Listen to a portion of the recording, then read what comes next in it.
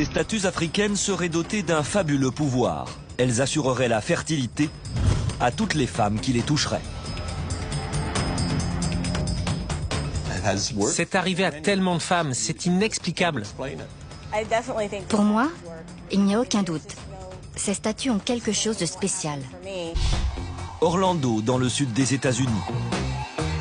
En 1994, Edward Meyer, le conservateur d'un musée, fait l'acquisition de 2 statues anciennes qui représentent un homme et une femme.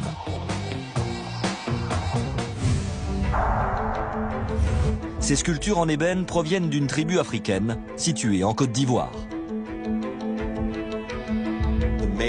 L'homme tient dans une main une mangue, symbole de la fertilité, et dans l'autre une épée.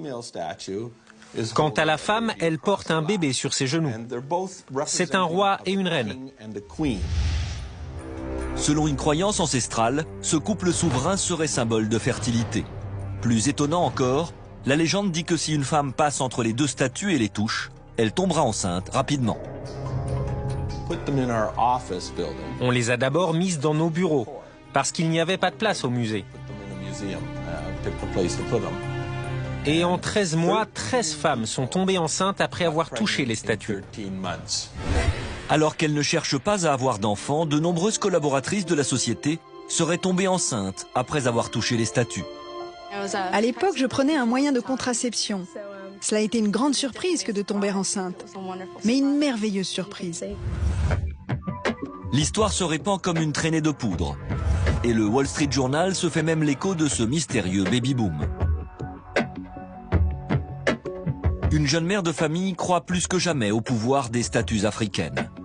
Et pour cause, pendant 3 ans, Rachel Taylor a tout essayé pour avoir un enfant, sans résultat.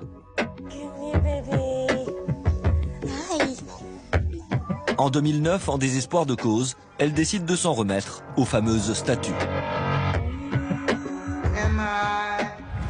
Ma mère a lu un article vantant les pouvoirs des statues. Comme j'avais tout essayé pour avoir un enfant et que cela ne marchait pas, je me suis dit que je n'avais rien à perdre.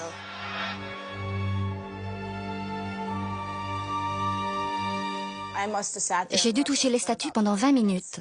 Et peu de temps après, ce petit bout de chou est arrivé. Comme pour des milliers de femmes avant elle, le miracle des statues de la fertilité semblerait s'être produit. Je suis convaincue que ces statues m'ont aidée.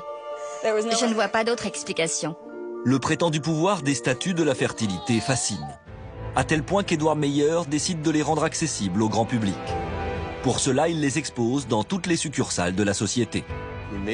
On a décidé de les exposer à l'accueil, juste avant la caisse des musées. Comme ça, tout le monde peut venir les voir et les toucher sans débourser un centime.